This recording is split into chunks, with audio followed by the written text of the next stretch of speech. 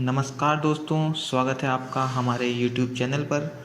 और आज की जो वीडियो है इसमें हम बात करने वाले हैं पृथ्वीराज चौहान के बारे में, जिसमें हम जानेंगे पृथ्वीराज चौहान के बारे में सब कुछ। तो वीडियो को अंत तक ज़रूर देखिएगा और इसमें पृथ्वीराज से रिलेटेड जो भी आपको क्वेरी है सब इसमें मिलने वाली है। तो चलिए वीडियो को शुरू करते हैं।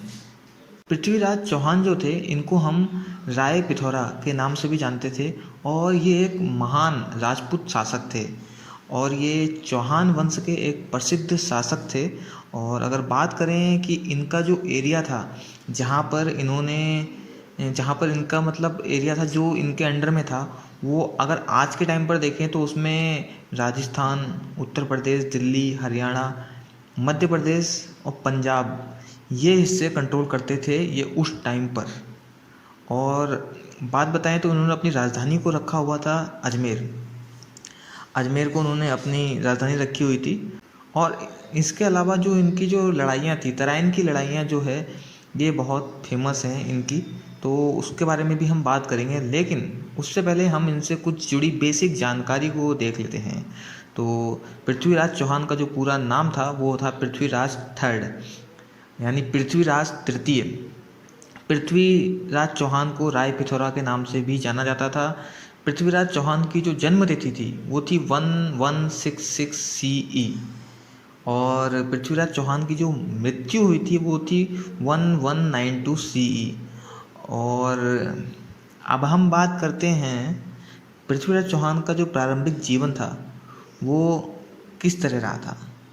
तो जो पहली की कहावतें हैं उसके अनुसार पृथ्वीराज चौहान का जो जन्म है वो ज्येष्ठ के 12वें दिन हुआ था, जो हिंदू कैलेंडर में दूसरा महीना है। और अगर आप इंग्लिश कैलेंडर से देखें तो मई या जून से मेल खा सकता है, आपका वो महीना माना जा सकता है। पृथ्वीराज चौहान के पिता का नाम था सोमेश्वर, जो थे चाहमान के राजा, और उनकी माता जो थी वो थी कलचुरी की राजकुमारी और उनका नाम था कपूरवा देवी। और हालांकि मतलब कोई भी किताब ऐसी नहीं है जो सटीक जानकारी दे कि इनका जन्म इस दिन हुआ था, इस वर्ष हुआ था, तो ठीक है इस दिन हुआ था, इसकी कोई जानकारी ऐसी कोई किताब नहीं है इतिहास में जो माना जाता है। इसलिए माना जाता है कि 1166 CE में इनका जन्म हुआ था। और पृथ्वीराज चौहान और इनके छोटे भाई, इन दोनों का जो पालन पोषण था वो गुजरात में हुआ था। और अगर बात करें पृथ्वीराज विजय जो मैंने बताया, तो उसके अनुसार पृथ्वीराज चौहान एक शिक्षित व्यक्ति थे और उनको 6 भाषाओं में महारत हासिल थी। इसके अलावा वो मतलब एक महान राजा तो थे ही, वो शुरुआत से ही एक कहते नहीं है कि बिल्कुल हट के, तो उस तरीके के वो इंसान थे। और कहा यह भी जाता है कि उनको गणित में, मेडिकल में, हिस्ट्री में और सैन्य में, डिफेंस में, हर चीज़ में उनको महारत हासिल थी। और शासनकाल की अगर इनकी बात करें तो पृथ्वीराज द्वितीय जो थे इनसे पहले, उनकी मौत के बाद पृथ्वीराज चौहान के जो पिता थे सोमेश्वर, उनको चाहमान का राजा बनाया गया। और उस समय जो पृथ्वीराज थे वो केवल 11 साल के थे, लेकिन उसके कुछ टाइम बाद ही सोमेश्वर का भी निधन हो गया, जिसके बाद पृथ्वीराज चौहान को अपनी माता जी के साथ राजगद्दी पर बैठना पड़ा और छोटी उम्र में उन्हें राजगद्दी में बैठना पड़ा। हालांकि उस समय जो माता जी थी वही मेन देखती थी, लेकिन साथ में वो भी बैठा करते थे और समझा करते थे कि राजकाज कैसे चलता है, क्या होता है। तो अपने युवा दौर में भी उनके कई वफादार मंत्री हुआ करते थे जो उनकी सहायता करते थे। और उसमें बहुत से मंत्रियों का नाम आता है, जैसे एक मंत्री हैं कदम्बवास, या जिन्हें कैलाश के नाम से भी जाना जाता है, वो उनके बहुत ख़ास थे और वो उन्हें हर जगह गाइड करते थे। ये सब चीज़ें थी। और इसके बाद जो है 1180 CE में इनको जो है पूरा कंट्रोल दे दिया गया। तब ये माता जी के साथ नहीं खुद बैठने लगे और खुद राजगद्दी अकेले संभालने लगे। अब ये तो बात होगी साम्राज्य मिल गया, लेकिन साम्राज्य मिल गया तो भाई साम्राज्य को बनाए रखना, वहाँ पर भाई आपका साम्राज्य है तो वहाँ पर तो पहले ये होता था कि हमला हो रहा है, कब्जा करने के लिए सब कुछ हो रहा है, तो उसको भी इतना आसान नहीं था बनाए रखना। तो उसके लिए भी उन्होंने बहुत संघर्ष किया और काफ़ी, इसीलिए वो ज़्यादा फेमस भी हैं कि उन्होंने उस चीज़ को बहुत अच्छे से संभाला, उस संघर्ष को, उस लड़ाइयों को स्वीकार किया और बहुत अच्छे से उन सब का जवाब दिया। तो जैसे कि मैंने बताया कि 1180 में ईस्वी में, सी से मेरा मतलब ईस्वी है, और उसमें उनको कंट्रोल ले लिया गया, पूरा उनको कंट्रोल मिल गया। इसके बाद बहुत से लोगों ने कोशिश की कि वहाँ पर कब्जा किया जाए। तो इसके बाद जो उनका जो एरिया था वो एक तरीके से कम था स्टार्टिंग में। उन्होंने भी कोशिश करी दूसरों को कब्जा लेने की और कई हद तक वो कामयाब भी हुए। और उनने, उनके एक चचेरे भाई थे नागार्जुन, उन पर भी जो है हमला किया था, उनका एरिया उन्होंने लिया। और इसके अलावा पृथ्वीराज चौहान ने गुडापुरा पर फिर से कब्जा किया और अपना सैन्य वर्चस्व दिखाया।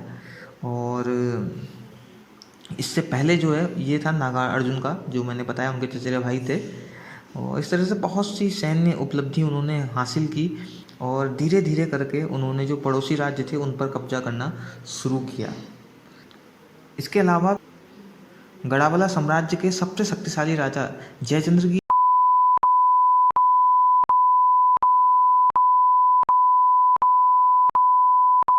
पृथ्वीराज चौहान भाग गए थे, जिस कारण इन दोनों के बीच में फिर से लड़ाई हुई थी।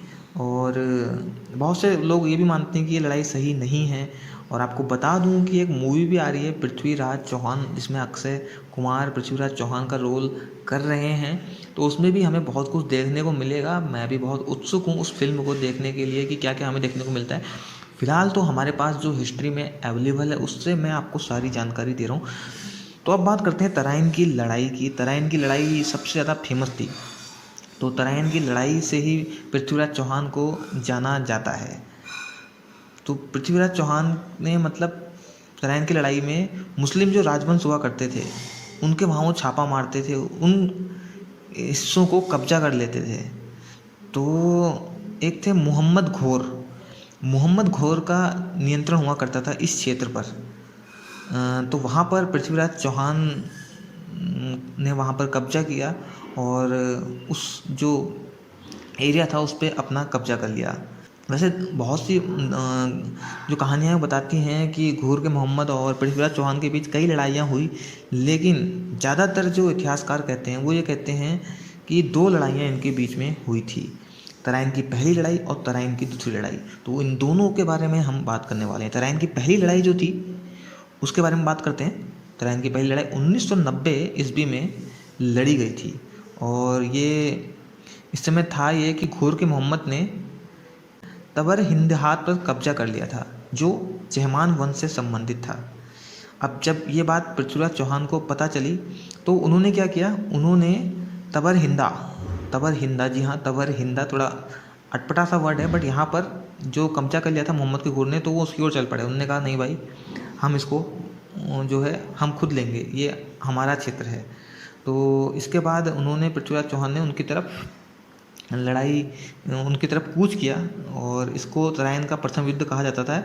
और इसमें पृथ्वीराज चौहान जो है वो घुरिंदे को हराने में सफल रही, मुस्लिम शासक जो थे उनको हराने में सफल रही। और घोर का मोहम्मद जो था वो इस लड़ाई में घायल हो गया, लेकिन भागने में सफल रहा। अगर बात करें तराइन की दूसरी लड़ाई की, तो तराइन की दूसरी लड़ाई में हुआ ये कि घोर के मोहम्मद को जब इन्होंने हराया पहली लड़ाई में, उसके बाद ये थोड़ा आराम से बैठ गए। मतलब इनने उसको इग्नोर करना शुरू कर दिया और उससे लड़ने की तैयारी नहीं रखी। और वही कहते हैं ना कि अपने जो प्रतिद्वंदी होता है, कंपटीटर होता है, उसको कम नहीं आंकना चाहिए। तो पृथ्वीराज रासो के अनुसार यही कहा जाता है कि घुरिंदों के साथ अपने जब अंतिम लड़ाई, अंतिम टकराव जब उनका हो रहा था, तो वो बहुत लाइटली लिया गया कि मैंने एक बार हरा दिया, इनको दोबारा भी हरा दूंगा। तो माना जाता है कि उन्होंने उसको लाइटली ले लिया। लेकिन वही चीज़ पृथ्वीराज चौहान के लिए एक गलत निर्णय साबित हुई। और तराइन का जो युद्ध है उसमें पृथ्वीराज चौहान, दूसरा युद्ध जो है उसमें पृथ्वीराज चौहान पर हमला किया गया। वो खुद गए थे वहाँ पर, उनको हार का सामना करना पड़ा। और अब बात करते हैं पृथ्वीराज चौहान की मृत्यु की। तो बहुत से सोर्स हैं, वहाँ से पता चलता है कि जब मैंने बताया आपको कि तराइन का जो दूसरा युद्ध हुआ था, वहाँ पर जब उनको बंदी बना लिया गया इनको, और इनको ले जाया गया अजमेर में, जहाँ पर इनको रखा गया कारगाह में।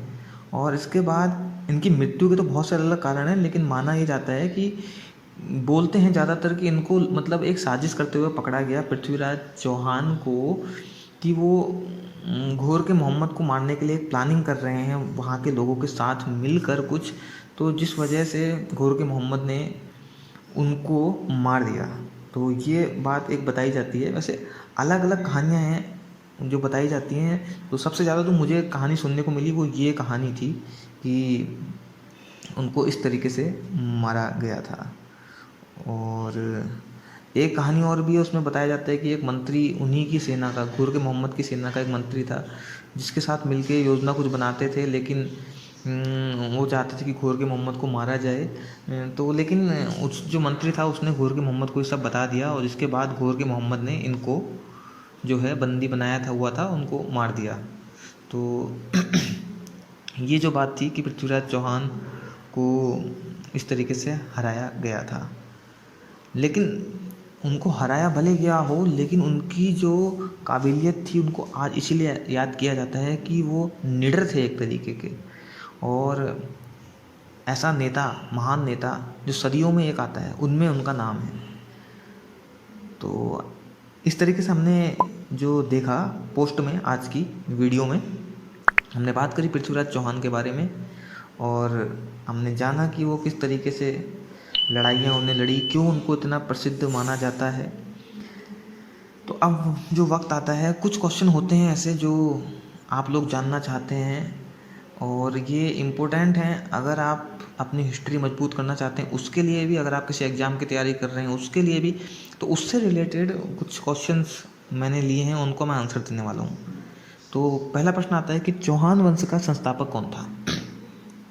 तो अजयराज चौहान वंश के सबसे महान शासक और संस्थापक थे। उन्होंने 1113 ईस्वी में अजय मेरू शहर की स्थापना की और बाद में इस राज्य को राजधानी बनाया। पृथ्वीराज चौहान कौन थे, ये मैंने पहले ही बताया कि पृथ्वीराज चौहान या राय पिथौराज चौहान वंश के राजा थे, जिन्होंने 1178 से 1992 ईस्वी के बीच इस पर शासनकाल किया। पृथ्वीराज चौहान को और किस नाम से जाना जाता है, मैंने पहले ही बताया, पृथ्वीराज थर्ड, पृथ्वीराज तृतीय या राज पिथौरा। पृथ्वीराज चौहान ने मोहम्मद गौरी को कितनी बार पराजित किया, ये भी क्वेश्चन बार बार पूछा जाता है। तो मैं बता दूं कि पृथ्वीराज चौहान और मोहम्मद गौरी के बीच 17 बार हमला हुआ था, और जिसमें से पृथ्वीराज चौहान 16 बार जीते थे। तो आप समझ सकते हैं कि क्यों पृथ्वीराज चौहान को इतना मजबूत राजा माना जाता है।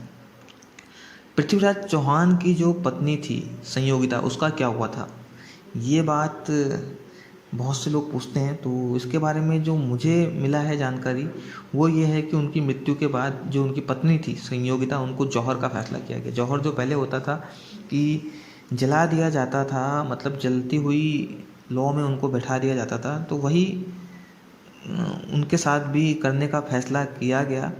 लेकिन यहाँ पर क्या थे कि जो घोर के मोहम्मद थे, उन्होंने कोशिश की कि ये ना हो और वो उनके साथ रहें, लेकिन ये क्लियर नहीं हुआ है कि इनका क्या हुआ। आगे मूवी जो आएगी उसमें देखते हैं क्या दिखाते हैं वो, कि उनके बाद उनका क्या हुआ, जौहर हुआ या नहीं हुआ, कंप्लीट हुआ या नहीं हुआ। लेकिन जानकारी ये है कि इनको जौहर के लिए रेडी किया गया था। और पृथ्वीराज चौहान क्यों हारा, क्योंकि बहुत बड़ा नेता था, और लेकिन हार कैसे गया, तो मैंने आपको बताया कि जो घोर के मोहम्मद हैं उनको अनदेखा करना उन्होंने शुरू किया। कहीं ना कहीं उन्होंने उनको हल्के में लिया, जो कि उनके लिए एक नुकसानदेह साबित हुआ। तो दोस्तों, आज की जो वीडियो है इसमें हम इतना ही आपको बताने वाले हैं, और इसके अलावा डिटेल में अगर आप पढ़ना चाहते हैं तो हमने इसके लिए ब्लॉग पोस्ट लिखी हुई है। उसके लिए आप क्या कर सकते हैं, गूगल में सर्च कीजिए bloggeramit.in bloggeramit.in। उसके बाद में आप वेबसाइट खोल लीजिए और वहाँ पर सर्च में जाके पृथ्वीराज चौहान आप टाइप कर दीजिए, आपको मिल जाएगा। और अगर आप सीधे गूगल में सर्च करेंगे ब्लॉगर अमित पृथ्वीराज चौहान, तो भी आपको मेरी पोस्ट मिल जाएगी। और इसके अलावा आपकी सुविधा के लिए मैं डिस्क्रिप्शन में भी लिंक दे दूँगा। तो दोस्तों आज की इस वीडियो में इतना ही, मिलते हैं फिर से एक नई वीडियो में। तब तक के लिए थैंक यू सो मच।